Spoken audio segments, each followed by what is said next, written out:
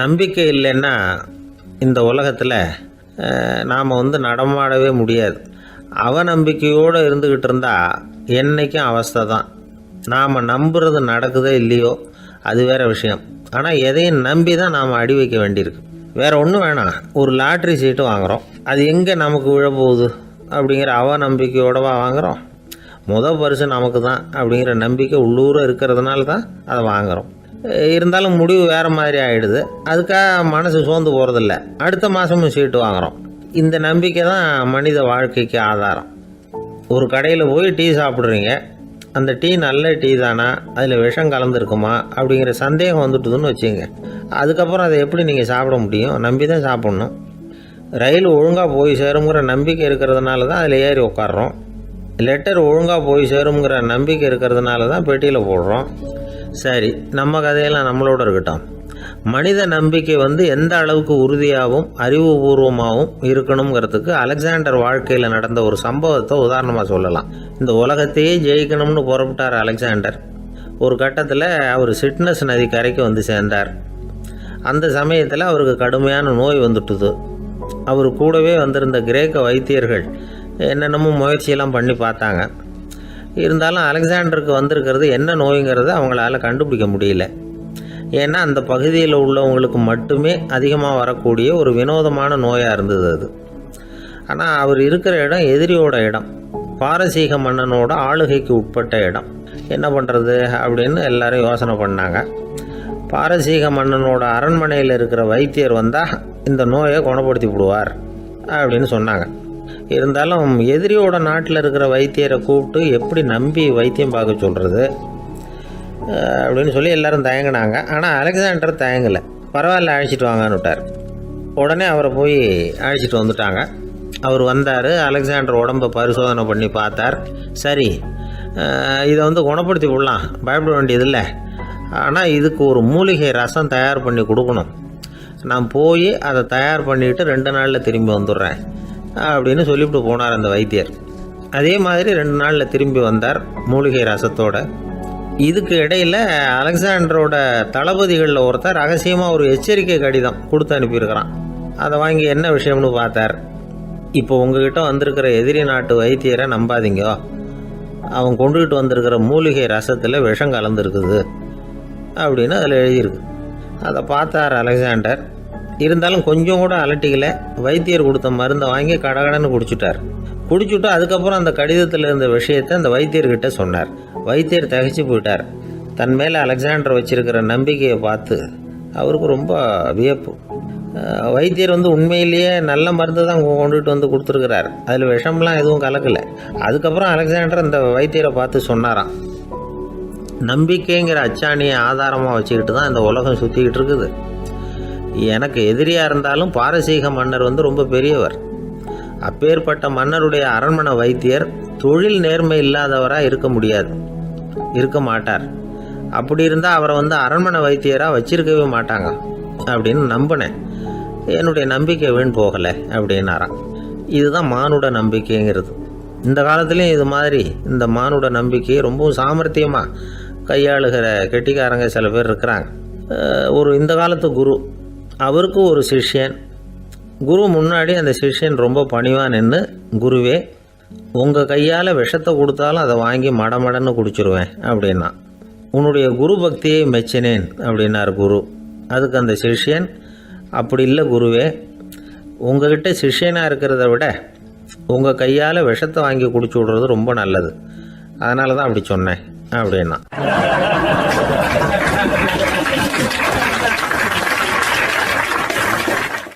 ரொம்ப நாளைக்கு முன்னாடி ஒரு நாள் கோவலன் நாடகம் நடந்தது. எங்கே மதுரையில் நடந்தது. அதில் ஒரு முக்கியமான கட்டம். கண்ணகி கிட்ட சிலம்பை வாங்கிக்கிட்டு அதை விற்கிறதுக்காக மதுரை நகருக்கு புறப்படுறான் கோவலன். அந்த சமயத்தில் கண்ணகி பாடுற மாதிரி ஒரு நாடக பாடல், நாடக ஆசிரியர் எழுதினது. அது என்ன பாட்டுன்னா, மா பாவியோர் கூடி வாழும் மதுரைக்கு மன்னா போகாதீர் என்று அப்படின்னு ஆரம்பிக்கும் அந்த பாட்டு. இதுதான் அந்த பாட்டு. இதை கண்ணகி மேடையில் பாடின உடனே கூட்டத்தில் சலசலப்பு. நம்ம ஊர்லேயே நமக்கு முன்னாடியே நின்றுக்கிட்டு மா பாவியோர் கூடி வாழும் மதுரை அப்படின்னு சொல்கிறாங்களே, என்ன தைரியம். அப்படின்னு எல்லாம் குழப்பம் பண்ண ஆரம்பிச்சிட்டாங்க. மக்கள் சத்தம் போட ஆரம்பிச்சிட்டாங்க. எதிர்ப்பு குரல் அது பாட்டுக்கு வர வர அதிகமாக போட்டுது. கொண்டுக்கிட்டு வா அந்த நாடக ஆசிரியரை, எழுதுனது யார் அப்படின்னு ஒரே சத்தம், கூச்சல். வேறு வழி இல்லை. மெதுவாக மேடைக்கு வந்தார் அந்த நாடக ஆசிரியர். 4 பக்கத்திலிருந்தும் கேள்வி கணைகள். மக்களை பார்த்து கொஞ்சம் அமைதியாக இருங்கோ அப்படின்னு சொல்லிவிட்டு தன்னுடைய விளக்கத்தை சொல்ல ஆரம்பித்தார் அந்த நாடக ஆசிரியர். மா அப்படின்னு சொன்னால் திருமகளாகிய லட்சுமி அப்படின்னு அர்த்தம். பா அப்படின்னா கலைமகளாகிய சரஸ்வதி. வி அப்படின்னா மலைமகளாகிய பார்வதி. மா பாவியோர் அப்படின்னா திருமகளும் கலைமகளும் மலைமகளும், இவங்க மூவரும் அப்படின்னு அர்த்தம். இந்த 3 பேரும் வாழ்கின்ற மதுரை புனிதம் நிறைந்தது, சகல செல்வங்களும் நிறைஞ்சது. அப்படிப்பட்ட ஊரில் நான் அணிந்து கொள்ளும் இந்த சாதாரண சிலம்பை யார் வாங்கிக்குவாங்க அப்படிங்கிற எண்ணத்தோடு தான் கண்ணகி அப்படி சொல்கிறா. அதை நினச்சி தான் நான் எழுதினேன். ஆகவே மதுரையை ரொம்ப சிரமப்படுத்தணும், ரொம்ப மோசமாக எழுதணும் அப்படிங்கிற எண்ணம்லாம் எனக்கு கிடையாது. பெருமைப்படுத்தணும்னு நினச்சி தான் அப்படி எழுதினேன் அப்படின்னு விளக்கம் கொடுத்தாராம். இந்த விளக்கத்தை கேட்டதும் எல்லாரும் ரொம்ப சமாதானம் ஆயிட்டாங்களாம். இப்படி விளக்கம் கொடுத்த அந்த நாடக ஆசிரியர் யார் தெரியுமா? அவர் தான் தமிழ் நாடக உலகின் முதல் ஆசான் சங்கரதாஸ் சுவாமிகள். அவருக்கு நகைச்சுவை உணர்வும் அதிகம். 1920ஆம் ஆண்டு திருநெல்வேலியில் அவர் தங்கியிருக்கிறார் நாடகம் நடத்துறதுக்காக. அவர் தங்கியிருந்த வீட்டில் கொசு மூட்டை பூச்சி அதிகமாக இருந்திருக்கு. அவரால் தூங்கவே முடியல. அவர் அனுபவித்த தொல்லைகள் ஒரு பாட்டாக உருவாச்சு. வேடிக்கையாக ஒரு பாட்டு எழுதினாராம். மூட்டையும் கொசுவும் ஒரு வீட்டிலே மீட்டிங் போட்டால் முன்னே நிற்க யாரால் முடியும்? கொசு மோகன ராகம் போல சத்தம் போட்டு முன்னே நின்று செய்திடும் யுத்தம். இதை மறுநாள் நாடகத்தில் கோமாளி வேஷம் போட்ட ஒரு சிறுவனை விட்டு பாட வச்சிருக்காரு. எல்லாரும் சிரித்து ரசித்தாங்களாம். சங்கரதாஸ் சுவாமிகள் கல்யாணமே பண்ணிக்கல, துறவி மாதிரியே வாழ்ந்திருக்கார். தமிழ் நாடக கலைக்கு தன்னையே அர்ப்பணம் பண்ணிட்டவர் அவர். 1922 நவம்பர் மாதத்தில் ஒரு நாள் புதுச்சேரியில் அவர் வாழ்க்கை முடிஞ்சுது. அப்போ அவருக்கு வயசு 55. சங்கரதாஸ் சுவாமிகள் நாடக ஆசிரியர் மட்டும் இல்லை, மேடை நாடக இயக்குனர், தயாரிப்பாளர். அவரே ஒரு சிறந்த நடிகர். ஒரு தடவை சாவித்திரி நாடகத்தில் இவர் யமதர்மனா வேஷம் போட்டு நடிச்சிருக்கிறார். நாடகம் பார்த்துக்கிட்டு இருந்த கருவுற்ற ஒரு பெண்மணிக்கு பயத்தினால அங்கேயே குழந்தை பிறந்துட்டு தான். அந்த நிகழ்ச்சிக்கு அப்புறம் இவர் இந்த வேஷம் போடுறப்போலாம் ஜனங்களுக்கு முன்கூட்டியே எச்சரிக்கை கொடுக்க ஆரம்பிச்சிருவாராம். அதாவது அப்படி யாராவது பயப்படுறவங்க இருந்தால் கொஞ்சம் கண்ணை மூடிங்க அல்லது எழுந்திரிச்சு போடுங்கன்னு. நடிப்புன்னா அப்படிலாம் இருக்கணும். இந்த காலத்தில் நடிகர் ஒருத்தர் சொன்னார், சார் நான் இந்த நாடகத்தில் நடிக்கிறப்போ முகத்தில் நவரசங்களையும் காட்டி நடித்தேன், உணர்ச்சிகளை எல்லாம் நல்லா காட்டி நடித்தேன். அப்படி இருந்தும் ஜனங்கள் கல்லை எடுத்து மேடையில் வீசிவிட்டாங்க சார் அப்படின்னார். நாடகத்தில் உங்களுக்கு என்ன வேஷம் அப்படின்னு கேட்டாங்க. அது செத்து கிடக்கிற பணமாக நடித்தேன் சார் அப்படின்னார்.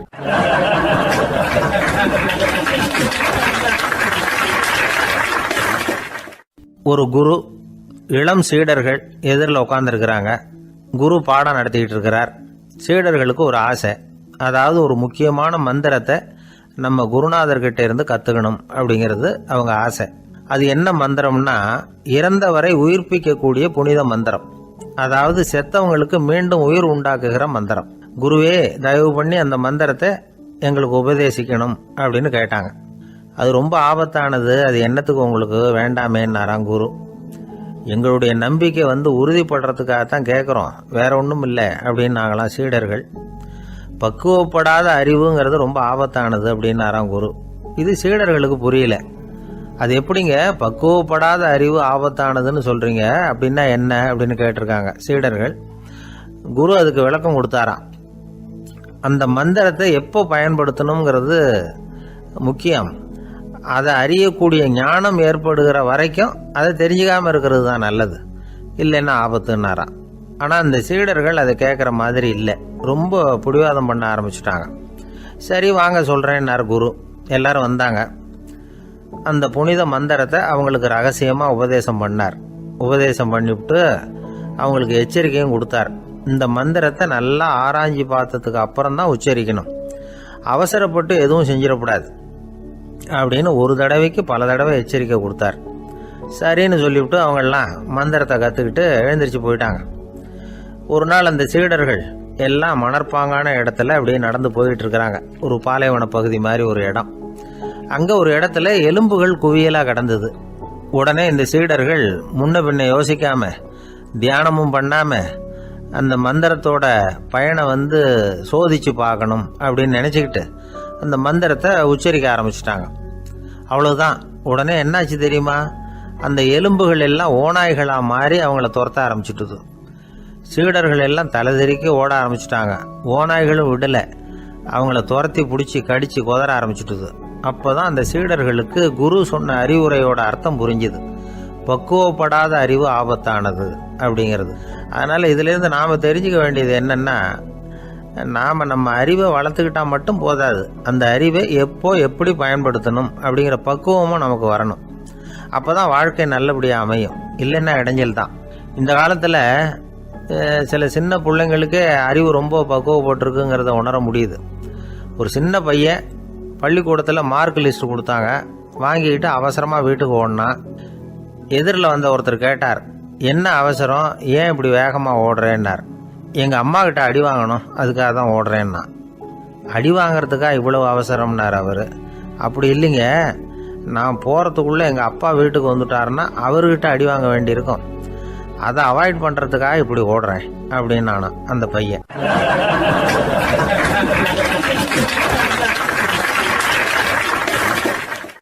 விவசாயிகள் அவங்க விவசாயம் முன்னேறி இருக்கிற அளவுக்கு விவசாயிகளுடைய வாழ்க்கை தரம் முன்னேறலை. அந்த அளவுக்கு அவர்கள் நாட்டுக்காக உழைச்சிக்கிட்டு இருக்கிறாங்க. அந்த காலத்திலே அதை பற்றி ஒரு கதை சொல்கிறது உண்டு. ஒரு வயசான ஆள் நிலத்தில் ஏறு உழுதுகிட்டு இருந்தாராம். கிழிஞ்சு போன ஒரு சின்ன துண்டை தான் இடுப்பில் கட்டியிருந்தாராம். தலையில் ஒரு கந்தலை சுற்றி இருந்தார். உடம்பு பூரா சேரு, ரொம்ப ஏழை. ஏறு ஓட்டிகிட்டு இருக்கிறவர் வேற எப்படி இருப்பார்? இருந்தாலும் அந்த ஆள் ரொம்ப ஜாலியாக பாட்டு பாடிக்கிட்டே ஏறு உழுதுகிட்டு இருந்தாராம். உடம்புல தான் அவர் ஏழையை தவிர மனசில் ஒரு ஏழையா தெரியல. அந்த சமயத்தில் அந்த நாட்டு ராஜா அந்த பக்கமாக குதிரை மேலே வந்தாராம். வேட்டைக்கு போயிட்டு பரிவாரங்களோடு திரும்பி வந்துகிட்டு இருக்கிறார். ரொம்ப செல்வ செழிப்பில் இருக்கிற ராஜா அவர் இந்த வயசான விவசாயியை பார்த்துருக்கார். இந்த ஆள் ரொம்பவும் ஏழைங்கிறது அவர் பார்த்தாவே பளிச்சுன்னு தெரியுது. கட்டிக்கிறதுக்கு நல்ல துணி இல்லை, உடம்போ இழைச்சி போயிருக்குது, வயிறு முதுகில் போய் ஒட்டிகிட்டு இருக்கு, கண்ணு குழு விழுந்து போயிருக்குது. ஆனாலும் முகத்தை பார்த்தா சந்தோஷமா இருக்கிற மாதிரி இருக்கு. இவ்வளவு உற்சாகமா பாடிக்கிட்டு இருக்கிறாரே அப்படின்னு ஆச்சரியமா நினைச்சு பார்த்தார் அந்த ராஜா. சரி, அவர்கிட்ட கொஞ்சம் பேச்சு கொடுத்து பார்க்கலாம் அப்படின்னு முடிவு பண்ணார். ஐயா பெரியவரே, இப்படி கொஞ்சம் வர முடியுமான்னாராம். பொழுது போறதுக்குள்ள நான் இந்த வயல் பூரா உழவு ஓட்டி ஆகணும், அதனால பேசுறதுக்கு நேரம் இல்லை அப்படின்னாராம் அந்த பெரியவர். என்ன அவ்வளவு அவசரமா? மீதி இருந்தா நாளைக்கு உழுதக்கூடாதா? அது சரி, உனக்கு எத்தனை ஏக்கர் நிலம் இருக்கு அப்படின்னு விசாரிச்சிருக்கார் ராஜா. எனக்குன்னு சொந்தமா உள்ளங்கை அளவு கூட நிலம் கிடையாது, இது எங்க முதலாளியோட நிலம். இதை பூராவும் உழுது முடிச்சாதான் அவர் கூலி கொடுப்பார். நான் கூலிக்கு உழுதுகிட்டு இருக்கிறேன், உங்ககிட்ட பேசிக்கிட்டு இருந்தா அவருக்கு துரோகம் பண்ணது மாதிரி ஆயிடும் அப்படின்னாராம். ராஜா குதிரையை விட்டு கீழே இறங்கினார். வரப்புல நடந்து அந்த பெரியவர்கிட்டயே போனாராம். சரி, ஒரு நாள் பூரா உழுதா உனக்கு எவ்வளவு கூலின்னு கேட்டிருக்கார். 8 அணா கூலி கிடைக்கும்னாராம் அவர். இது ரொம்ப காலத்துக்கு முன்னாடி நடந்த ஒரு சம்பவங்கிறதுனால அப்ப 8 அணா கூலிங்கிறது ரொம்ப பெருசு. இருந்தாலும் அதுவும் அந்த ராஜாவுக்கு பெரிய கூலியா தெரியல. இவ்வளவுதானா, இதை வச்சுக்கிட்டு நீ எப்படி காலம் தள்ளுற அப்படின்னாராம். ஒன்னும் கவலை இல்லை அப்படின்னாராம் அவரு. ராஜாவுக்கு ரொம்ப ஆச்சரியமா போச்சு. 8 அணா கூலி வாங்குற இந்த ஆளு கவலை இல்லாம இருக்கிறார், ஏராளமான வசதியோட இருக்கிறன்னா கவலை இல்லாம வாழ முடியலையே அப்படின்னு நினைச்சு பார்த்திருக்கார். அது சரி, 8 அணாவில் எப்படி குடும்பம் நடத்துற அப்படின்னு கேட்டாராம். எனக்கு கிடைக்கிற 8 அணாவில் 2 அணா குடும்பத்துக்கு செலவழிக்கிறேன், 2 அணா பழைய கடனுக்கு கொடுக்குறேன், 2 அணா தர்மம் செய்யறேன், 2 அணா வட்டிக்கு கொடுக்குறேன், ஒரு குறையும் இல்லைன்னாராம். ராஜாவுக்கு ஒன்றும் புரியல. எனக்கு ஒன்றும் புரியலேன்னு இருக்காரு. ஐயா, எனக்கும் என் மனைவிக்கும் 2 அணா செலவாகுது. வயசான அம்மா அப்பா இருக்கிறாங்க, சின்ன வயசுல என்னை காப்பாத்தினவங்க அவங்க. அந்த கடனுக்கு 2 அணா செலவாகுது, அது பழைய கடன். என் தங்கச்சி ஒருத்தி ஆதரவு இல்லாத நிலைமையில தன்னுடைய மகனோட என் வீட்டுல இருக்கிறா, அவளுக்கும் அவள் மகனுக்கும் 2 அணா செலவு பண்றேன், அது தர்மம். எனக்கு 2 பிள்ளைங்க இருக்கிறாங்க, அவங்களுக்கு 2 அணா செலவு பண்றேன், அது வட்டிக்கு கொடுக்கறது மாதிரி. பிற்காலத்துல அவங்க எங்களை காப்பாத்துவாங்க. அந்த வகையில நான் திருப்தியோட வாழ்ந்துகிட்டு இருக்கிறேன் அப்படின்னாராம். ராஜாவுக்கு அர்த்தம் புரிய ஆரம்பிச்சுதான். அந்த பெரிய நிலத்தை விலை கொடுத்து வாங்கி அந்த பெரியவருக்கே தானமா கொடுத்துட்டாராம். இப்போ ஊழவருக்கே நிலம் சொந்தமாயிட்டுது. அன்னையிலிருந்து அரசனுக்கும் ஆறுதல் கிடைச்சுதான். இப்படி ஒரு கதை சொல்லுவாங்க. 8 அணா வருமானத்தை வச்சுக்கிட்டு எப்படி காலத்தை தள்ளுறதுன்னு சொல்றதுக்காக இந்த கதையை சொல்றதாக யாரும் தப்பா நினைச்சுக்க கூடாது. கிடைக்கிறத எப்படி பங்கு போடுறார், எப்படி திருப்தியா வாழறார் அப்படிங்கிறது தான் முக்கியம். அது மாதிரி இன்றைக்கு இந்த பொங்கல் திருநாளில் உழவர்கள் மனசு மகிழ்ச்சியாக இருந்ததுன்னா அது எல்லாரும் மகிழ்ச்சியாக இருக்கிறது மாதிரி அர்த்தம். அதனால அவர்கள்ட்ட இருந்து நாம் பாடம் கற்றுக்கணும். சில உழவர்கள் தங்கள் நிலத்தில் விளையிறத தாங்கள் சாப்பிட மாட்டாங்க, அடுத்தவங்கள்ட்ட வித்துட்டு சந்தையில் போய் வேற அரிசி வாங்கிட்டு வந்து தான் இவங்க சாப்பிடுவாங்க. அப்படிப்பட்ட விவசாயிகள்லாம் இது உண்டு. பங்கிடுகிற பண்பை உழவர்கள்ட்ட இருந்து கற்றுக்கொள்ளுங்கள் அப்படிம்பாங்க. ஒரு ஆள் நிம்மதியா மகிழ்ச்சியா இருந்தானா உங்க நிம்மதிக்கும் மகிழ்ச்சிக்கும் என்ன காரணம்னு கேட்டிருக்காரு இன்னொருத்தர். என்கிட்ட இருந்தது பூராவையும் என் பிள்ளைங்களுக்கு சமமா பங்கு போட்டு கொடுத்துட்டேன், எனக்குன்னு எதுவுமே வச்சுக்கல, அதுதான் நிம்மதிக்கு காரணம்னு இருக்கான். உங்ககிட்ட இருந்தது எவ்வளவு இருந்தது அப்படின்னு கேட்டிருக்காரு அவரு. மொத்தமா ஒரு 50,000 ரூபாய் இருக்கும் அப்படின்னு இருக்கான். அவ்வளவும் பணமாவே இருந்ததா அப்படின்னு கேட்டிருக்காங்க அவங்க. இல்லைங்க, அவ்வளவும் கடன், அதை தான் பிரிச்சு கொடுத்துருக்கேன் பிள்ளைங்க கிட்ட அப்படின்னு நானும். அவன்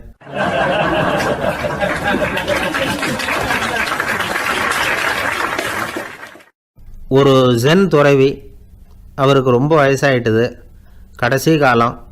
நண்பர்களெல்லாம் கூப்பிட்டார். நண்பர்களே, நான் வித்தியாசமான முறையில் சாகணும்னு ஆசைப்படுறேன், அதுக்கு ஏதாவது யோசனை சொல்லுங்களேன் அப்படின்னு கேட்டாராம். நண்பர்கள் சிரித்தாங்க. என்ன பேச்சு பேசுகிறீங்க, சாவறதுங்கிறது என்ன விளையாட்டுத்தனமான காரியமா அப்படின்னு கேட்டிருக்காங்க. அந்த துறவி கொஞ்ச நேரம் யோசனை பண்ணார். அப்புறம் கேட்டாராம், இது வரைக்கும் யாராவது நடந்துக்கிட்டே இறந்துருக்குறாங்களா அப்படின்னாராம். எல்லாரும் இல்லைன்னாங்களாம். ஒருத்தர் மட்டும் சொல்லியிருக்கார். அப்படியும் ஒருத்தர் இறந்துருக்கிறதாக ஒரு கதையில் படிச்சிருக்கிறேன், ஒரு ஞானியால் தான் அப்படியெல்லாம் செய்ய முடியும் அப்படின்னு அவர் சொன்னாராம். சரி, அப்படின்னா அந்த முறை நமக்கு வேணாம், நின்றுக்கிட்டே யாராவது உயிரை விட்டுருக்காங்களா அப்படின்னு விசாரிச்சாராம். அப்படியும் ஒருத்தர் இறந்துருக்கிறார் அப்படின்னாங்களாம். மறுபடியும் அந்த துறவி யோசனை பண்ணியிருக்கிறார். ஏதாவது வித்தியாசமான முறையில் நாம் போகணும் அப்படிங்கிறது அவருடைய விருப்பம். மனிதன் எப்படி வாழ்கிறானோ அப்படி இறப்பது தான் நல்லது.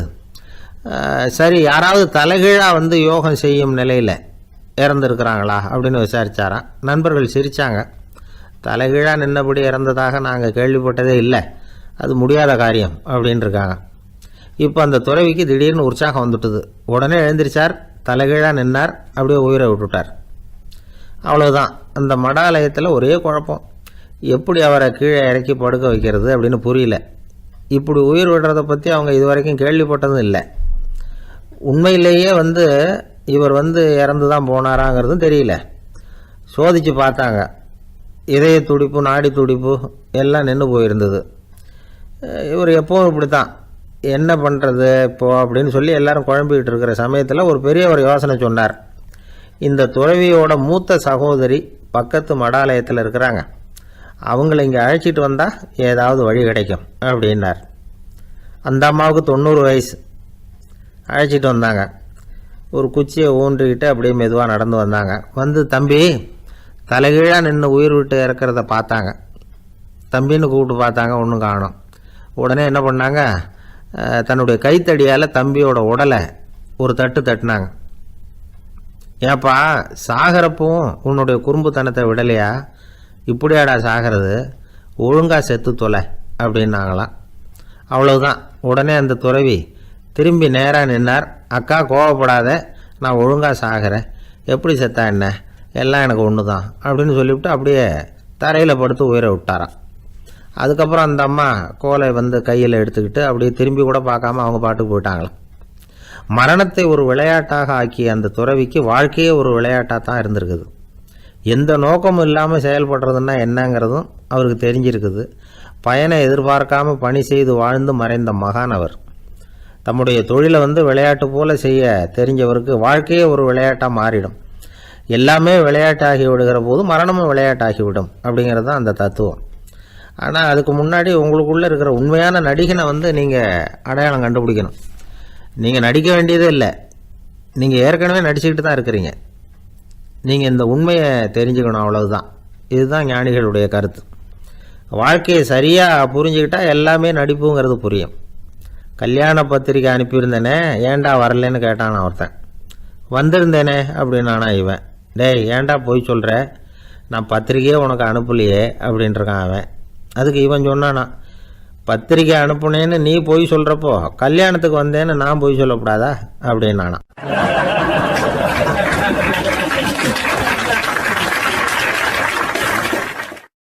ஆரம்ப காலத்தில் ஒரு குரு, அப்போ ஒரு சீடன் இருந்தான். அது வேடிக்கையான குரு, வேடிக்கையான சீடன். ஒரு ஆசிரமம். ஒரு நாள் ஒருத்தன் அவசரமாக அந்த குருவை தேடி வந்திருக்கிறான். என்ன விஷயம்னு விசாரித்தார் குரு.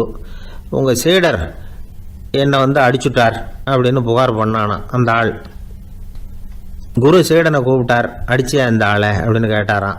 ஆமான் இருக்கான் சீடன். ஏன் அடிச்சே அப்படின்னு கேட்டாரான். இந்த ஆள் உங்களை பற்றி மட்டமாக பேசிவிட்டான், என்னால் அதை தாங்கிக்க முடியல, அதனால தான் அடிச்சுட்டேன்ருக்கான். அப்படி என்ன பேசினா அப்படின்னு கேட்டாரான்.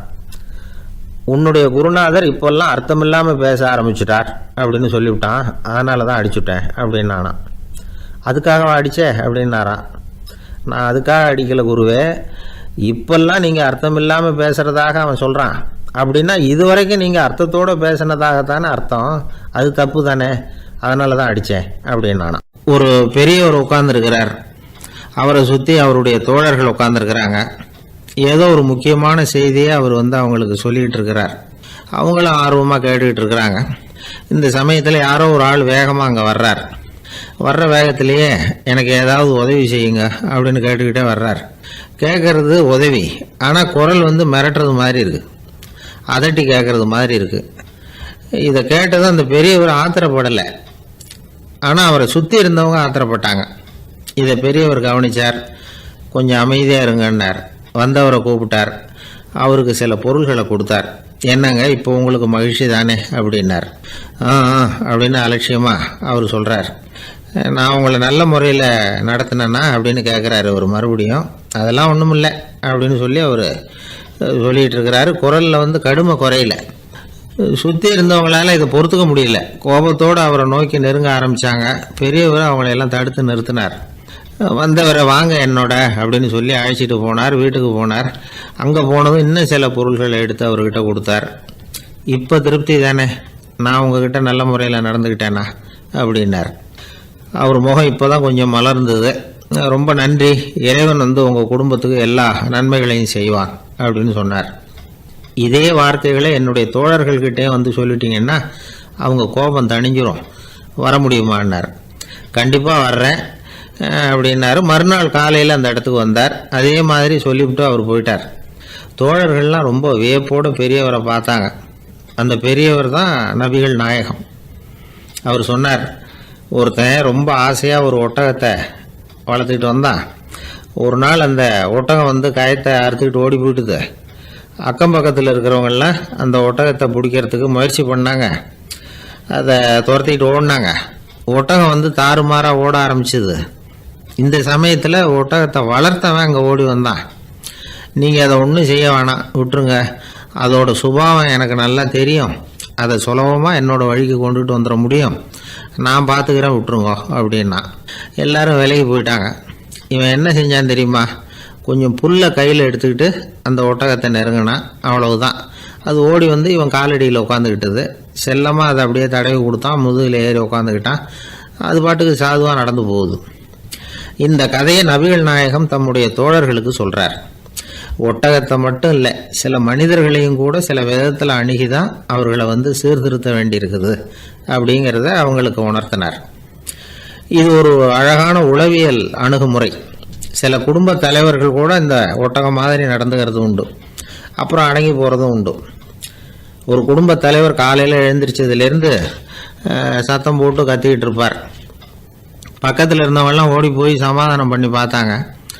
அவர் ஓயறது மாதிரி தெரியல. கடைசியில் அவர் மனைவி வந்தாங்க.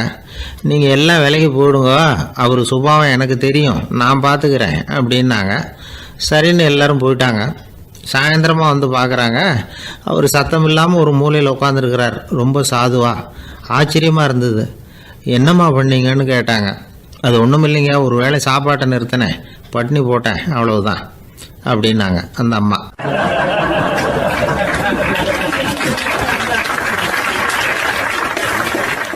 அளவுக்கு மிஞ்சினால் அமிர்தமும் நஞ்சு அப்படின்னு சொல்லுவாங்க. அது உண்மைதான். ஒருத்தருக்கு அளவுக்கு மீறிய புகழ் வந்துட்டுதுன்னு வச்சுங்க, அது கூட ஆபத்தாக போயிடுறது உண்டு. பழங்காலத்துல எல்லாம் கிரேக்க தேசத்தில் ஒரு பழக்கம் உண்டாம்.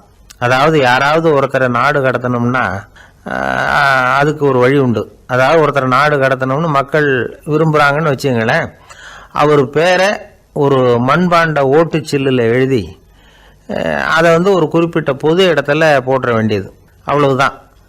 இது மாதிரி பல பேர் போட்டுக்கிட்டே இருப்பாங்க, எல்லாம் அப்படியே குவிஞ்சு போயிடும்.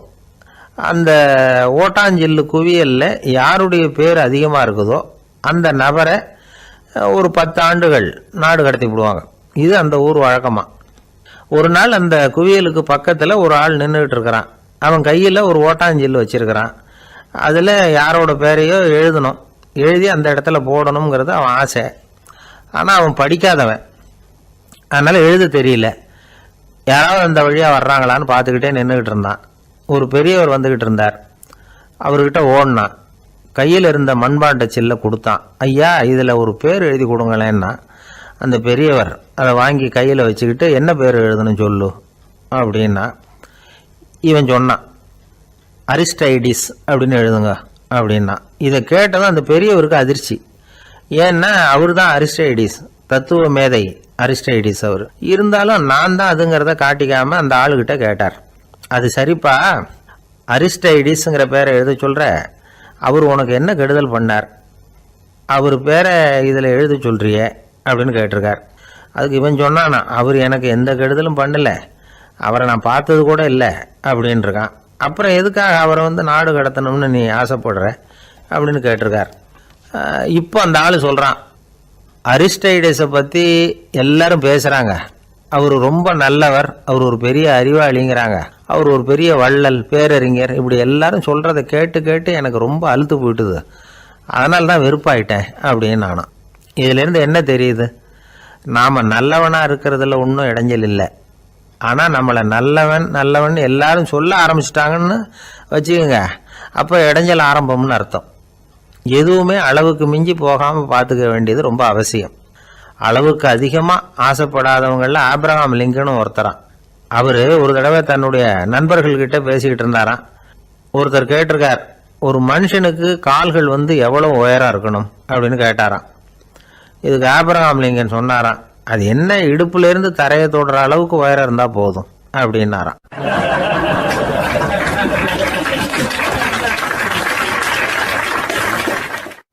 ஒரு ஊரில் ஒரு ராஜா இருந்தார். அவர் அடிக்கடி காட்டுக்கு வேட்டையாட போவார்.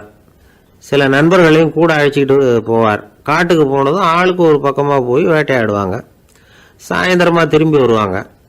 மறுநாள் அரண்மனையில் உட்காந்து ஒவ்வொருத்தரும் அவங்க அனுபவங்களை எல்லாம் சொல்லிக்குவாங்க. அவங்க வீரத்துக்கு தகுந்த மாதிரி பரிசை அந்த ராஜா கொடுப்பார்.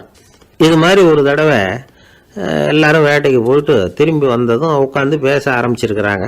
ஒருத்தன் சொன்னான், தன்னுடைய வீர செயலை பற்றி அளக்க ஆரம்பிச்சிட்டான். ஏன்னா அது எதுக்கு பரிசு கிடைக்க போகுதில்ல, அதனால்.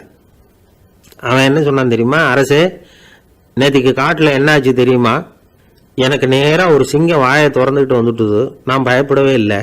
உடனே ஒரு கல்லை எடுத்து குறி பார்த்து வீசினேன், சிங்கத்து வாய்க்குள்ளே போய் அந்த கல் மாட்டிக்கிட்டுது, அவ்வளவுதான். அந்த சிங்கம் என்னை பார்த்துட்டு பயந்துட்டு ஒரே ஓட்டமாக திரும்பி ஓடி போயிட்டுது அப்படின்னா. ஆஹா பலே அப்படின்னு எல்லாரும் கை தட்டினாங்க. ரெண்டாவது ஆள் ஒருத்தன் எழுந்திரிச்சான். அவன் சொல்ல ஆரம்பித்தான், அரசே, நான் போன வழியில் 2 பெரிய மலைப்பாம்பு கிடந்தது, என்னை மூழ்கிறதுக்கு வந்தது. நான் என்ன பண்ணேன் தெரியுமா, அந்த 2 பாம்போட வாலையும் ஒன்றா சேர்த்து முடிச்சு போட்டுட்டேன், அவ்வளவுதான். அது அங்கே இழுக்க இது இங்கே இழுக்க முடிச்சு நல்லா இறுகி போட்டுது அப்படின்றான். ஆஹா அற்புதம்னு சொல்லி எல்லாரும் கை தட்டினாங்களாம். அடுத்தபடியாக 3வது ஆள் ஒருத்தன் வந்தான். அவன் சொல்ல ஆரம்பித்தான், மன்னா, நான் போன பாதையில் குறுக்க ஒரு ஆறு, அதில் இறங்கி குளித்தேன், யாரோ காலை பிடிச்சி இழுக்கிறது மாதிரி இருந்தது. திரும்பி பார்த்தா ஒரு பெரிய முதலை. நான் உடனே அப்படியே ஒரு துள்ளல் துள்ளி அது முதுகில் போய் உக்காந்துக்கிட்டேன். அதை அப்படியே கரைக்கு நீந்த வச்சேன். கரைக்கு சேர்ந்ததும் அப்படியே ஒரே துள்ளி குதித்து கரைக்கு வந்துட்டேன் அப்படின்றான். அவன் தன்னுடைய வீரத்தை அப்படி சொல்லியிருக்கான். அடடா எப்பேற்பட்ட வீரம் அப்படின்னு எல்லாரும் கை தட்டினாங்களாம். 4வது ஆள் எழுந்திரிச்சான், மன்னா, நான் போன இடத்துல ஒரு கரடி என்னை துரத்த ஆரம்பிச்சுட்டுது. நான் ஒரு மலை உச்சிக்கு வந்துட்டேன். அதுக்கப்புறம் ஒரு அடி எடுத்து வச்சாலும் அதில் பாதாளத்தில் விழ வேண்டியது தான். அந்த நேரம் பார்த்து ஒரு பெரிய ராட்சச கழுகு அந்த பக்கமாக பறந்து வந்தது. நான் உடனே அப்படியே உயர எழும்பி அந்த கழுகோட காலை பிடிச்சிக்கிட்டேன், அப்படியே தொங்கிக்கிட்டே வந்தேன். ஒரு நல்ல இடம் வந்ததும் தொப்புன்னு கீழே குதிச்சு நடந்து வந்துட்டேன்னா. இதுக்கும் எல்லாரும் கை தட்டுறாங்க. கடைசியாக ஒரு ஆள் எழுந்திரிச்சான். அரசே, நான் வந்து போன வழியில் ஒரு பெரிய யானை குறுக்க வந்தது, பயங்கரமாக சத்தம் போட்டுக்கிட்டே வந்தது. நான் பயந்து ஓடலை. உடனே என்ன பண்ணேன் தெரியுமா? அந்த யானையோட வாலை பிடிச்சி தூக்கினேன், தலைக்கு மேலே தூக்கி கரன்னு சுற்றினேன், வேகமாக சுற்றி வீசி எறிஞ்சேன், அவ்வளவுதான். அதே ஸ்பீடில் அந்த யானை மேலே போக ஆரம்பிச்சுட்டுது. இன்னும் கூட அது போய்கிட்டே தான் இருக்குது, கீழே விழவே இல்லைன்னா. இதை கேட்டதும் ராஜாவுக்கு கோபம் வந்துட்டுது. என்ன முட்டாள்னு நினச்சிக்கிட்டு பேசுறியா? யானையை வந்து நீ வாழை பிடிச்சி தூக்குன, அதை நான் நம்பணுமா அப்படின்னார்.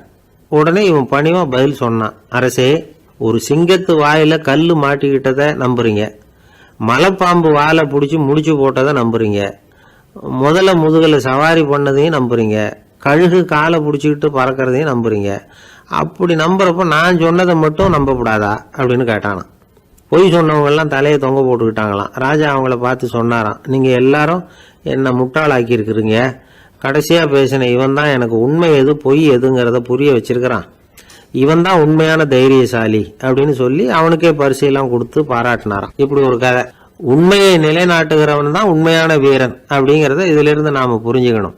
இந்த காலத்துல எல்லாம் பொய் சொன்னாதான் பிழைக்க முடியுங்கிறது ஒரு சில பேரோட நம்பிக்கை. ஒரு அப்பாவுக்கு தன் மகனுக்கு பொய் சொல்ல தெரியலையேங்கிற கவலை. பொய் சொன்னாதான் இந்த உலகத்தில் பிழைக்கலாம், ஆனால் இவனுக்கு அது தெரியலையே, அதனால் இவனை அழைச்சிட்டு போய் நடுக்கடலில் விட்டுட்டு வந்துடுவோம் அப்படின்னு அழைச்சிட்டு புறப்பட்டான். கடற்கரைக்கு போனான். மகனுக்கு சந்தேகம், எங்கேப்பா என்னை அழைச்சிட்டு போகிறேன்னு கேட்டிருக்கான். கடலில் மீன் பிடிக்க கற்றுக் கொடுக்க போகிறேன் உனக்கு அப்படின்னானா. நான் ஏற்கனவே மீன் பிடிச்சிட்டேனேன்னானா இவன் மகன். எங்கே அதுன்னு கேட்டிருக்கான் அப்பங்காரன். சுட்டு சாப்பிட்டுட்டேன்ருக்கான் புள்ள. அப்பங்காரன் பார்த்தான், சரி நம்ம புள்ள பொழைச்சிக்கோ அப்படின்னு சொல்லி திருப்பி அழைச்சிட்டு வந்துட்டானா. இணை புரியாத 2 நண்பர்கள் இருந்தாங்களாம். 2 பேரும் விடாமல் சிகரெட்டு குடிக்கிறவங்க. அதில் ஒருத்தன் செத்து போட்டான். இன்னொருத்தன் அதுக்கப்புறம் 2 சிகரெட்டாக குடிக்க ஆரம்பிச்சானா. ஏன் இப்படி பண்ணுறேன்னு கேட்டிருக்காங்க.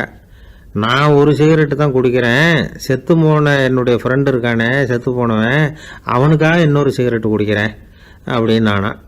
இது ரொம்ப ஆபத்து, விட்டுடு அப்படின்னு சொல்லியிருக்காங்க. சரின்னு ஒத்துக்கிட்டான். ஆனால் அதுக்கப்புறமும் ஒரு சிகரெட் விதமாக குடிச்சிக்கிட்டே இருந்தான். சிகரெட்டு பழக்கத்தை நீ இன்னும் விடலையான்னு கேட்டாங்களாம். அந்த பழக்கத்தை நான் எப்போ விட்டுட்டேன், இப்போ நான் குடிக்கிறது என் ஃப்ரெண்டுக்காக அப்படின்னு நானா. இவங்கெல்லாம் எப்படி திருந்துறது?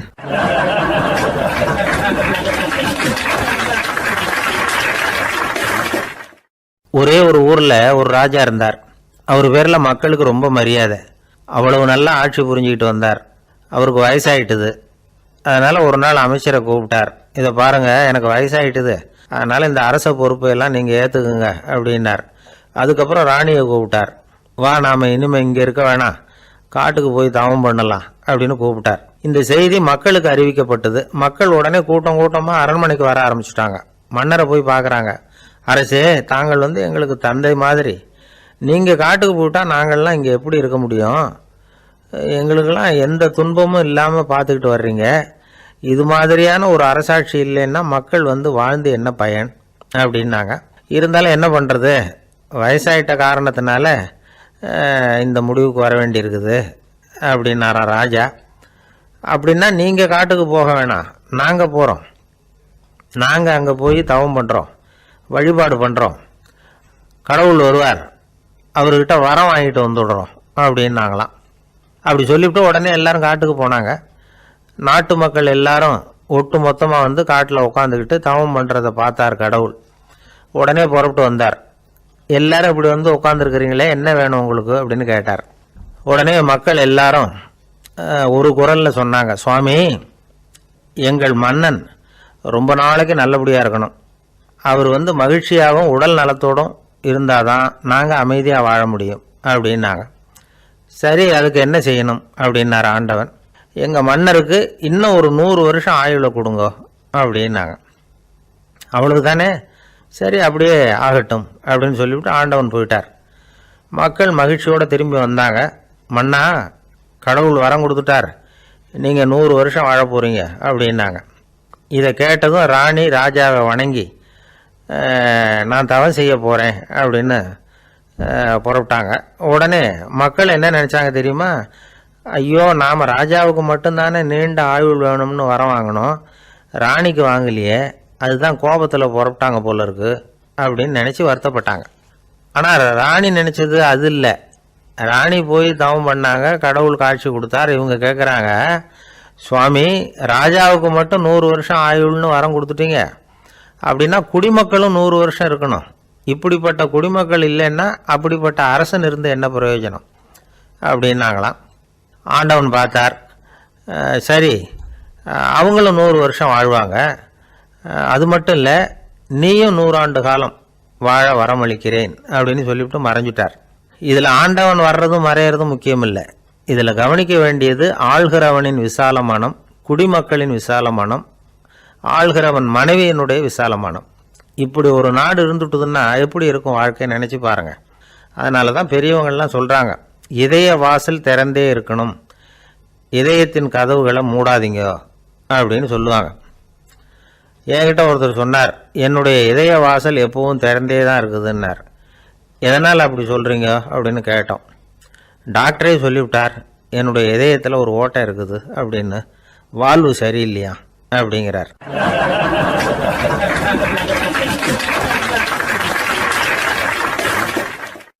கத்தியை தீட்டாதே புத்தியை தீட்டு அப்படின்னு ஒரு பெரியவர் புத்தி சொன்னார். அதை கேட்ட ஒரு இளைஞன், அது எப்படி பெரியவரை புத்தியை தீட்டுறது? கத்தியை தீட்டுன்னு சொன்னால் ஒரு கருங்கல்லில் கத்தியை தேய்க்கலாம், புத்தியை தீட்டுன்னு சொன்னால் எப்படி தலையை கொண்டுட்டு போய் தரையில் தேய்ச்சிக்கிட்டு இருக்க முடியுமா அப்படின்னா. அந்த பெரியவர் உடனே புரிஞ்சுக்கிட்டார், இந்த இளைஞனுக்கு புத்தி கூர்மை கம்மி அப்படிங்கிறத புரிஞ்சுக்கிட்டார். அது சரி, அறிவுக்கும் புத்திசாலித்தனத்துக்கும் என்ன வித்தியாசம்? இது ஒரு முக்கியமான கேள்வி. அறிவுன்னா என்ன, புத்திசாலித்தனம்னா என்ன? இதே கேள்வியை சாக்ரட்டிஸ் கிட்ட அவருடைய சீடன் ஒருத்தன் கேட்டானான். ஐயா, அறிவுக்கும் புத்திசாலித்தனத்துக்கும் என்னங்க வித்தியாசம் அப்படின்னு கேட்டிருக்கான். சாக்ரட்டிஸ் நிமிர்ந்து பார்த்துருக்கிறார் அந்த சீடனை. அதுக்கப்புறம் சொன்னாராம், நான் சொல்கிறேன் உன்னுடைய கேள்விக்கு பதில், ஆனால் அதுக்கு முன்னாடி நீ ஒரு காரியம் பண்ணணும்னாரான். என்னங்க செய்யணும் சொல்லுங்கன்றிருக்கான். அதோ பாரு, ஒரு பெரியவர் உட்காந்துருக்கிறாரு, அவர்கிட்ட போ, இங்கேருந்து பக்கத்தில் இருக்கிற அந்த கிராமத்துக்கு போய் சேர எவ்வளவு நேரம் ஆகும் அப்படின்னு கேட்டுட்டு வா அப்படி சொன்னார் சாக்ரட்டிஸ். சரின்னு சொல்லிவிட்டு இவன் போனான். அந்த பெரியவர் முன்னாடி போய் நின்னான். ஏங்க பெரியவரை, இங்கேருந்து அதோ தெரியுத அந்த கிராமத்துக்கு போய் சேர்றதுக்கு எவ்வளவு நேரம் ஆகும் அப்படின்னு கேட்டான். பெரியவர் நிமிர்ந்து பார்த்தார், ஆனால் பதில் எதுவும் சொல்லலை. இவன் மறுபடியும் ஒரு தடவை அதே கேள்வியை அவர்கிட்ட கேட்டான். என்னங்க, நான் கேட்குறது உங்கள் காதில் விழுதா, அந்த கிராமத்துக்கு போய் சேர்றதுக்கு எவ்வளோ நேரம் ஆகும் அப்படின்னு சொல்லி மறுபடியும் கேட்டான். அப்பவும் அவர் பதில் சொல்லலை. உடனே அவன் மனசுக்குள்ளே முடிவு பண்ணிக்கிட்டான், சரி பெரியவர் ஒரு மாதிரியாக தெரிகிறார், புத்தி சுவாதீனம் சரியில்லாத ஒரு மாதிரி தெரியுது அப்படின்னு நினச்சிக்கிட்டே வந்த வழியிலே திரும்பி வந்துட்டான். கொஞ்சம் தூரம் நடந்திருப்பான். இப்போ அந்த பெரியவர் மறுபடியும் கூப்பிட்டார், இளைஞனே இப்படி வாடினார். இவனுக்கு ஒன்றும் புரியல. மறுபடியும் திரும்பி நடந்தான். அவர் முன்னாடி போய் நின்னான். பெரியவர் சொன்னார், தம்பி, இங்கேருந்து அந்த கிராமத்துக்கு போய் சேர்றதுக்கு 5 நிமிஷம் ஆகும் அப்படின்னார். இப்போது அந்த இளைஞன் அந்த முதியவரை ஒரு மாதிரியாக பார்க்க ஆரம்பித்தான். அதுக்கப்புறம் கொஞ்சம் யோசித்தான். பிறகு அவர்கிட்டே கேட்டுட்டான், ஏங்க பெரியவரை, இதே பதிலை அப்போவே என்கிட்ட சொல்லியிருக்கலாமே, என்னை திரும்பி போன்னு சொல்லிவிட்டு பாதி தூரம் போனதுக்கப்புறம் மறுபடியும் கூப்பிட்டு அதுக்கப்புறம் இப்படி சொல்கிறீங்களே, இது நியாயமா அப்படின்னா. பெரியவர் சிரித்தார். அதுக்கப்புறம் சொன்னார், ஏன்பா நீ எவ்வளவு வேகமாக நடக்கிறேங்கிறத பார்க்காம நீ கிராமத்துக்கு போய் சேர வேண்டிய நேரத்தை எப்படி என்னால் சொல்ல முடியும்? அதனால தான் உன்னை கொஞ்சம் தூரம் நடக்க விட்டு உன்னுடைய நடையின் வேகம், அந்த கிராமம் இருக்கிற தூரம் ரெண்டையும் கணக்கு போட்டு அதுக்கப்புறம் நேரத்தை சொன்னேன்னார். சீடன் வந்து தலை குனிந்தான். அப்படியே திரும்பி வந்து சாக்ரட்டிஸ் முன்னாடி நின்னான். சாக்ரட்டிஸ் இப்போ சொல்கிறார், தம்பி, அதுக்கு பேர் தான் புத்திசாலித்தனம். இந்த அறிவு கூர்மை வந்து எல்லா இளைஞர்களுக்கும் வரணும் அப்படிங்கிறதுக்காகத்தான் கத்தியை தீட்டாத புத்தியை தீட்டு அப்படின்னு பெரியவங்கள்லாம் சொல்லிகிட்டு இருக்கிறாங்க.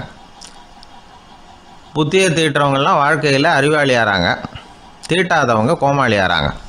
இதுதான் இன்றைக்கி நடக்கிறது. அதனால் அறிவு கூர்மைங்கிறது வேற. இந்த காலத்து ஆசாமி ஒருத்தர் இன்னொருத்தரை பார்த்து கேட்டார், ஏங்க ஒரு விமானம் இங்கேருந்து புறப்பட்டு 2 மணி நேரத்தில் மதுரைக்கு போய் சேருது. நல்லா கவனிங்க, ஒரு விமானம் இங்கேருந்து புறப்பட்டு 2 மணி நேரத்தில் மதுரைக்கு போய் சேருது அப்படின்னா என்னோடய வயசு என்னன்னு கேட்டார். இவர் கேட்குறதுல ஏதாவது அர்த்தம் இருக்கா? அதாவது இங்கேருந்து போகிறப்பட்டு 2 மணி நேரம் ஆகுது மதுரைக்கு போகிறதுக்கு. அப்படின்னா என் வயசு என்னன்னு கேட்குறாரு. இதை கேட்ட உடனே அவர் பதில் சொன்னார். அப்படின்னா உங்களோட வயசு 20 அப்படின்னார். எப்படிங்க அவ்வளவு கரெக்டாக சொன்னீங்க அப்படின்னு கேட்டார். வேறு ஒன்றும் இல்லை, எங்கள் பக்கத்து வீட்டில் ஒரு முழு பைத்தியம் இருக்குது, அதோட வயசு 40. அப்படின்னா உன் வயசு 20 தான் இருக்கணும் அப்படின்னார்.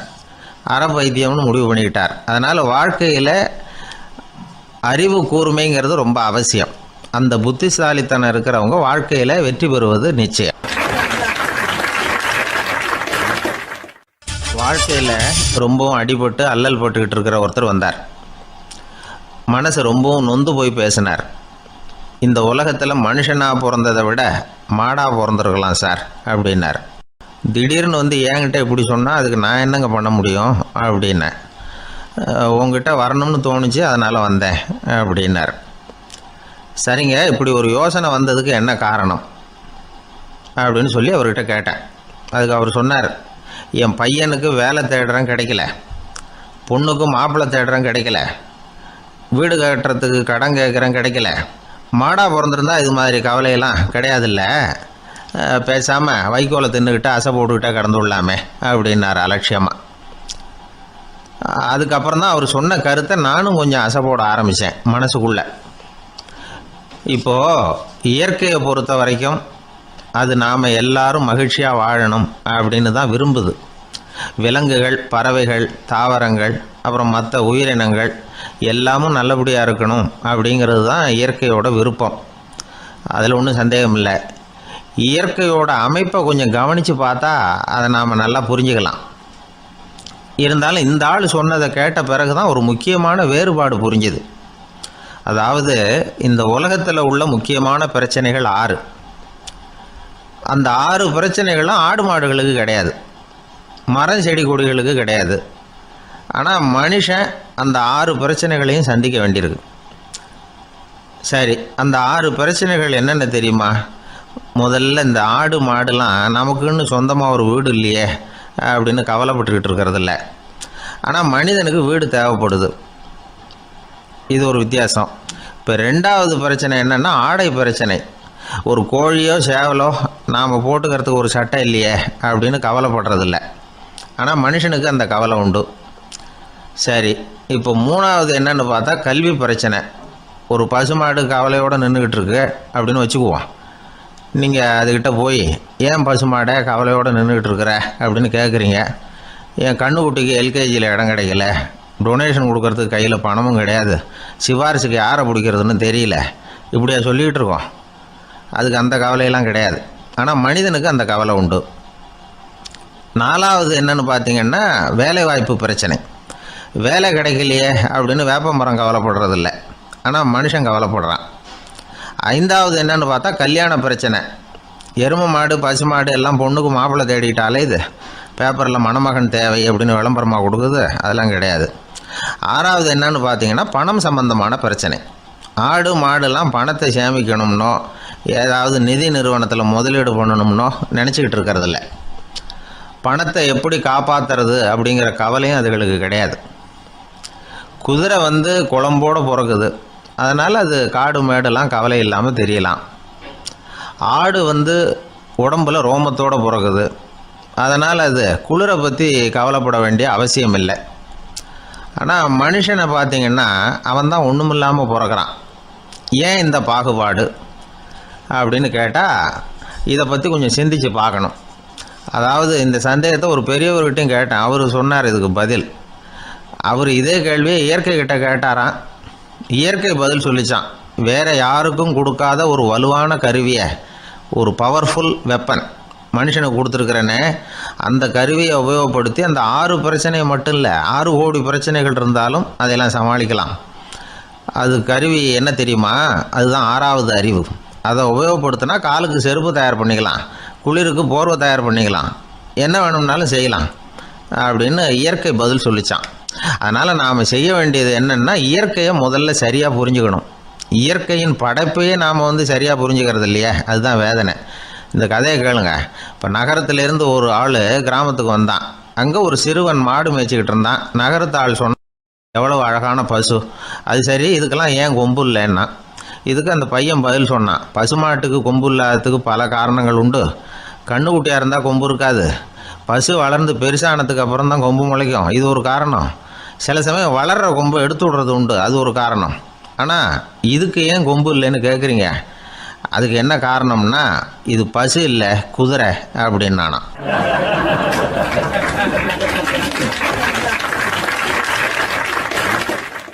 ஒரு ஊரில் ஒருத்தர் இருந்தான். ஏதோ ஒரு சின்ன அலுவலகத்தில் வேலை பார்த்துக்கிட்டு இருந்தான். ரொம்ப ஏழை. வர்ற கொஞ்சம் வருமானத்தை வச்சு வாழ்க்கையை ஓட்டிகிட்டு இருந்தான். ஒரு நாள் தெரு வழியாக அவன் நடந்து வந்துக்கிட்டு இருக்கிறான். தெருவில் ஒரு காசு கிடந்தது. அதை பார்த்துட்டான். அது குனிஞ்சு எடுத்தான். அது ஒரு பழங்கால காசு. அந்த காசு நடுவில் ஒரு துளை இருந்தது. அதாவது துளையிட்ட நாணயம். பழங்காலத்தில் புழக்கத்தில் இருந்த ஒரு நாணயம் அது. துளையிட்ட நாணயம் கிடச்சிதுன்னா ரொம்ப நல்லது, அது அதிர்ஷ்டம் அப்படின்னு ஒரு நம்பிக்கை உண்டு. இவன் கையில் அது கிடைச்சதும் ரொம்ப சந்தோஷப்பட்டான். இனிமேல் என்னுடைய கஷ்டம்லாம் தீரப்போகுது, அதிர்ஷ்டம் என்னை தேடி வரும், நான் பணக்காரன் ஆகிடுவேன் அப்படின்னு சொல்லிட்டு அந்த காசை தன்னுடைய கோட்டு பையில் பத்திரமா போட்டு வச்சுக்கிட்டான். அடிக்கடி அதை தொட்டு பார்த்துக்கிறது உண்டு, வெளியில் எடுக்க மாட்டான். இப்படியே கொஞ்ச காலம் ஆச்சு. அதுக்கப்புறம் என்னாச்சு தெரியுமா? நிஜமாகவே அதிர்ஷ்டம் அவனை தேடி வர ஆரம்பிச்சுட்டுது. செல்வம் வந்து குவிஞ்சுது. பணம், பதவி, புகழ் எல்லாம் வந்து சேர்ந்தது. சமூகத்தில் அவன் ஒரு பெரிய மனுஷன் ஆகிட்டான். எல்லாரும் அவனை பாராட்டினாங்க. அவன் எதை தொட்டாலும் வெற்றி, எல்லாம் அந்த காசோட மகிமை அப்படின்னு அவன் மனசுக்குள்ளே நினச்சிக்கிட்டான். தினமும் காலையில் அந்த கோட்டை போட்டுக்கிட்டு தான் வெளியில் கிளம்புவான். புறப்படுறதுக்கு முன்னாடி கோட்டு பாக்கெட்டை தொட்டு பார்த்துக்குவான், உள்ளே காசு இருக்கா அப்படிங்கிறத உறுதிப்படுத்திக்குவான். அதுக்கப்புறம் தான் வெளியில் கிளம்புவான். இப்படியே பல வருஷம் ஓடி போச்சு. ஒரு நாள் அவனுக்கு அந்த ஆசை வந்துட்டுது. அதாவது அந்த துளையிட்ட நாணயத்தை எடுத்து கண்ணால் பார்க்கணும் அப்படின்னு. காலையில் சாப்பிட்டுக்கிட்டு இருந்தான். அப்போ தன்னுடைய மனைவிகிட்ட சொன்னான், ரொம்ப நாளைக்கு அப்புறம் என்னுடைய அந்த நாணயத்தை இன்றைக்கி வெளியில் எடுத்து பார்க்க போகிறேன்னா. என்னத்துக்கு அது, இப்போ அதை பார்க்க வேணாமே அப்படின்னு மெதுவாக இழுத்தாங்க அந்த அம்மா. இல்லை நான் பார்த்தே தீரணும் அப்படின்னு அவன் தன்னுடைய சட்டை பைக்குள்ளே கையை விட்டான். உள்ளே இருந்த நாணயத்தை வெளியில் எடுத்தான். பார்த்தா அவனுக்கு ஆச்சரியமாக போச்சு. அந்த நாணயத்தில் துளையே இல்லை. என்ன ஆச்சு அப்படின்னு சொல்லி அவன் ரொம்ப குழம்பி போயிட்டான். இப்போ அந்த அம்மா சொன்னாங்க, நான் தான் ஒரு நாள் உங்கள் கோட்டு ரொம்பவும் தூசியாக இருக்கேன்னு சொல்லி அதை ஜன்னலுக்கு வெளியில் உதறினேன். உள்ளே இருந்த அந்த காசு அப்போ எனக்கு தெரியாது, ஞாபகத்தில் இல்லை. அது தெருவில் விழுந்துட்டது போல இருக்கு. அதுக்கப்புறம் எவ்வளவோ தேடி பார்த்தேன், கிடைக்கல. அதுக்குள்ளே அதை யாரோ எடுத்துகிட்டு போயிட்டாங்க போல இருக்கு. அது இல்லைங்கிறது உங்களுக்கு தெரிஞ்சால் வருத்தமாக இருக்குமேங்கிறதுக்காக நான் தான் வேற ஒரு நாணயத்தை எடுத்து சட்டை பைக்குள்ளே வச்சுட்டேன் அப்படின்னு விவரத்தை சொன்னாங்க அந்த அம்மா. இது எப்போ நடந்ததுன்னு கேட்டான். உங்களுக்கு அந்த காசு கிடைச்சதே அன்றைக்கி மறுநாளே இது நடந்து போச்சு அப்படின்னாங்களாம். இதை கொஞ்சம் யோசனை பண்ணி பாருங்கள். அவனுக்கு அதிர்ஷ்டத்தை கொடுத்தது அந்த நாணயம் இல்லை, அவனுடைய நம்பிக்கை, அதாவது தன்னம்பிக்கை. அதுதான் வேலை செஞ்சுருக்கு. இதிலிருந்து நாம் தெரிஞ்சுக்க வேண்டியது என்னென்னா, வாழ்க்கையில் முன்னேற நினைக்கிறவங்களுக்கு தன்னம்பிக்கை ரொம்ப முக்கியம். அது இல்லைன்னா முன்னேற முடியாது. ஒருத்தன் சொன்னானா, நான் எப்போவுமே என்ன தான் சார் நம்புவேன், மற்றவங்கள நம்ப மாட்டேன். நேற்றுக்கு பாருங்கள், திடீர்னு 10 பேர் என்னை அடிக்க வந்துட்டாங்க, நான் ஒருத்தனாகவே அதை சமாளித்தேன் அப்படின்றான் ரொம்ப பெருமையாக. அது எப்படின்னு கேட்டாங்களாம். ஒரே ஓட்டமாக அங்கேருந்து ஓடி வந்துட்டேன் அப்படின்னு நானா.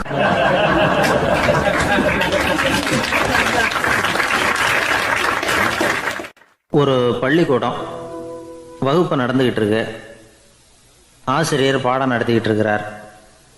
நடத்தி முடித்த உடனே கேட்டார், மாணவர்களே, இதுவரைக்கும் நான் நடத்தின பாடத்தில் உங்களுக்கு ஏதாவது சந்தேகம் இருக்கா அப்படின்னு கேட்டார். அப்புறம் ஒவ்வொருத்தராக கேட்டார். ஒரு மாணவன் எழுந்திரிச்சான். சார், எனக்கு சந்தேகம் எதுவுமே இல்லைன்னா. ஏன்னு கேட்டார். ஏன்னா எனக்கு நீங்கள் நடத்தின பாடம் தெளிவாக புரிஞ்சுட்டுது, அதனால் சந்தேகம் வரலன்னா. இன்னொரு மாணவன் எழுந்திரிச்சான். சார், எனக்கும் சந்தேகம் எதுவும் இல்லைன்னா. ஏண்டான்னு கேட்டார். ஏன்னா எனக்கு நீங்கள் நடத்தின பாடம் எதுவுமே புரியல, அதனால் சந்தேகம் வரல அப்படின்னா. இந்த இடத்துல நாம் கொஞ்சம் சிந்திச்சு பார்க்கணும். இந்த உலகத்தில் எல்லாம் புரிஞ்ச ஒருத்தனுக்கும் சந்தேகம் வராது, எதுவுமே புரியாத ஒருத்தனுக்கும் சந்தேகம் வராது.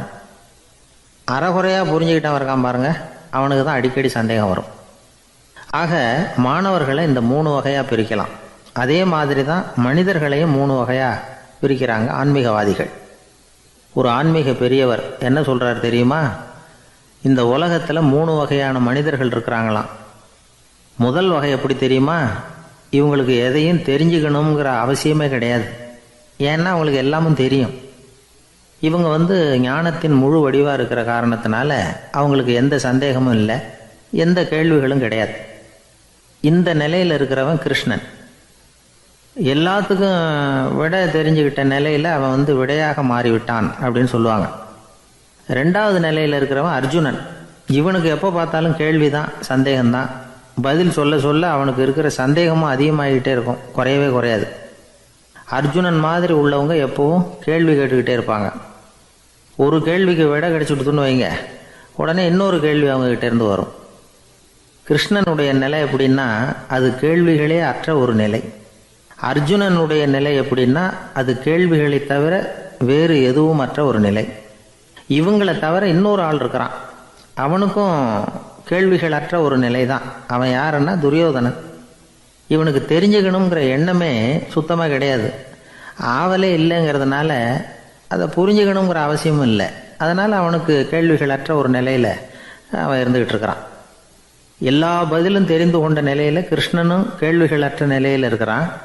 தெரிஞ்சுக்கணுங்கிற ஆவலே இல்லாத துரியோதனனும் கேள்விகள் அற்ற நிலையிலே இருக்கிறான். இப்படியும் இல்லாமல் அப்படியும் இல்லாமல் 2ம் கெட்டான் நிலையில் இருக்கிறானே, அவன் தான் அர்ஜுனன்.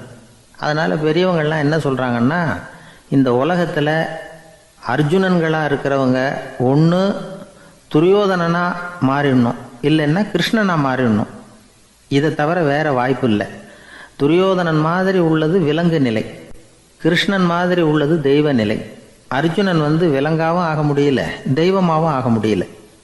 இப்படி 2ம் கெட்டானா இருக்கிற வரைக்கும் இந்த கேள்விகளும் பிரச்சனைகளும் இருந்துக்கிட்டே தான் இருக்கும்.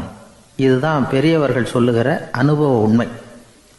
ஒரு ஆசிரியர் ரொம்பவும் விரிவாக விளக்கமாக பாடம் நடத்தின பிறகு, மாணவர்களே ஏதாவது சந்தேகம் இருந்தால் கேளுங்கன்னாராம். ஒரு மாணவன் எழுந்திரிச்சான். சார், எனக்கு ஒரு சந்தேகம்னா. என்னன்னு கேட்டார். இது வரைக்கும் என்ன பாடம் சார் நடத்துனீங்க அப்படின்னா அந்த பையன்.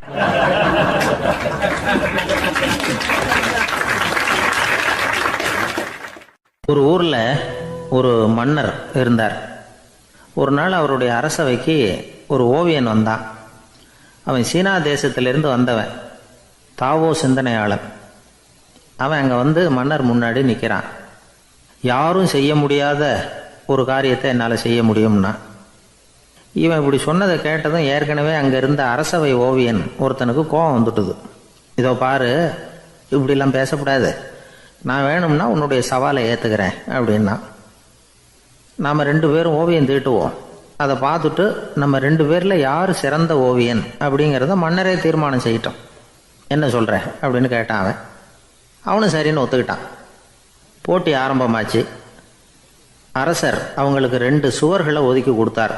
6 மாத காலம் அவகாசம் கொடுத்தார். 2 ஓவியர்களும் அவங்கவுங்க வேலையை ஆரம்பித்தாங்க.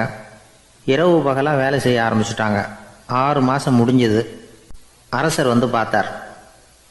முதல்ல தன்னுடைய அரசவை ஓவியர் தீட்டியிருந்த ஓவியத்தை பார்த்தார். ரொம்ப பிரமாதமாக இருந்தது, பாராட்டினார். இதோ பாரு, உன்னுடைய ஓவியம் அற்புதமாக இருக்குது, உயிரோட்டம் உள்ளதாக இருக்குது, கலையின் உச்சமே இதுதான், இதை விட சிறந்த ஒரு ஓவியத்தை வேற யாராலையும் படைக்க முடியாது அப்படின்னார். அதுக்கப்புறம் அந்த சீன ஓவியன்கிட்ட போனார். எங்கே உன்னுடைய ஓவியம்னு கேட்டார். திரைச்சீலையை விலக்கி விட்டு பாருங்கன்னா. மன்னர் அந்த திரைச்சீலையை விளக்குனார். உள்ளே ஓவியம் இருக்க வேண்டிய இடம் கண்ணாடி மாதிரி தெரிஞ்சுது. அவன் அந்த 6 மாத காலமாக அந்த சுவரை தேய்ச்சி தேய்ச்சி கண்ணாடி மாதிரி ஆக்கி வச்சிருக்கிறான். அதுக்கு நேராக எதிர் சுவரில் அரசவை ஓவியம் தீட்டின ஓவியம் இருக்குது. அது எதிரில் இருந்த இந்த கண்ணாடியில் பட்டு பிரதிபலிக்குது. மன்னர் யோசனை பண்ண ஆரம்பித்தார். அப்புறம் அந்த சீன ஓவியனை பார்த்து கேட்டார். இதை பாரு, நீ என்னுடைய ஆளை தோற்கடிச்சுட்ட அப்படிங்கிறதுல சந்தேகம் இல்லை, ஆனாலும் எங்களை ஏமாற்றி இருக்கிற, எந்த ஓவியமும் நீ வரையிலையே அப்படின்னார். அரசே, இதுதான் உண்மையான ஓவியம், உயிருள்ள ஓவியம். இது மனோபாவங்களை பிரதிபலிக்கும், மாறுகின்ற காலங்களை அப்படியே காட்டும் அப்படின்னா அந்த சீன ஓவியன். கையால் வரைகிற ஓவியங்களில் சலனம் இல்லை. கண்ணாடி அப்படி கிடையாது. சக்தியின் ஓட்டம் அதில் எப்பவும் இருந்துக்கிட்டே இருக்கும். கண்ணாடி மட்டுமே ஜீவன் உள்ள ஓவியமாக இருக்க முடியுங்கிறத அந்த சீன ஓவியன் தெரிஞ்சு வச்சுருந்தான். ஏன்னா அவன் ஒரு தாவோ சிந்தனையாளன். ஒவ்வொரு குழந்தையும் இந்த கண்ணாடியோடு தான் பிறக்குது. ஆனால் நாம் என்ன செய்கிறோம்னா ஓவியங்களை கண்ணாடி மீது பதிப்பிச்சு விட்றோம். கண்ணாடி நம்மளை பிரதிபலிக்குது. நம்முடைய அழகோ அவலட்சணமோ கண்ணாடியை பாதிக்கிறதில்ல. ஏன்னா அதுக்கு மனம் கிடையாது. கடந்து போன வினாடியை பற்றி அது சிந்திக்கிறது இல்லை. அடுத்த கணத்தை பற்றின எதிர்பார்ப்பும் அதுக்கிட்ட கிடையாது. அதுதான் பற்றற்ற நிலை. மனிதனுக்கு தேவைப்படுறது அதுதான். கண்ணாடிக்கிட்ட இருந்து நாம் கற்றுக்கொள்ள வேண்டிய பாடம் இது. வாழ்க்கையில் மனிதர்களை நேசிக்கலாம், உலகின் அழகையெல்லாம் பிரதிபலிக்கலாம், ஆனால் எதையும் பற்றி கொண்டு விடக்கூடாது அப்படிங்கிறது பெரியவர்கள் அறிவுரை. துயரம்ங்கிறது பற்றுக்களின் சாயை. கண்ணாடி முன்னாடி நிற்கிறப்போவெல்லாம் நமக்கு இந்த ஞாபகம் வரணுமா. ஒரு குடும்பத் தலைவர் ஒரு நாள் காலையில் விடிஞ்சு எழுந்திரிச்சதும் சத்தம் போட்டார். யார் இந்த கருங்குரங்கு படத்தை என் ரூமில் கொண்டாந்து மாட்டி வச்சது அப்படின்னு கத்தினார். சமையல் கட்டிலிருந்து மனைவி பதில் சொன்னாங்க. தூக்க கலக்கத்தில் உளராதிங்க, நல்லா பாருங்க, அது படம் கிடையாது, முகம் பார்க்குற கண்ணாடி அப்படின்னாங்க.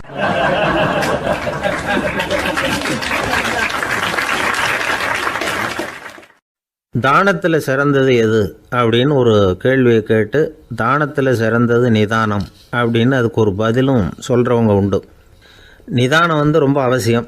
அதுவும் இன்றைய உலகத்துக்கு ரொம்ப அவசியம். இன்றைக்கி உலகம் ரொம்ப பரபரப்பாக போய்கிட்டு இருக்குது. பொறுமையாக இருக்கணும்னு நினைக்கிறவங்களால கூட அப்படி இருக்க முடியறதில்ல. பொறுமையை சோதிக்கிறது மாதிரி பல சம்பவங்கள். அதையெல்லாம் சந்திச்சே தீர வேண்டியிருக்குது. எங்கே போனாலும் க்யூவில் நிற்க வேண்டியிருக்குது.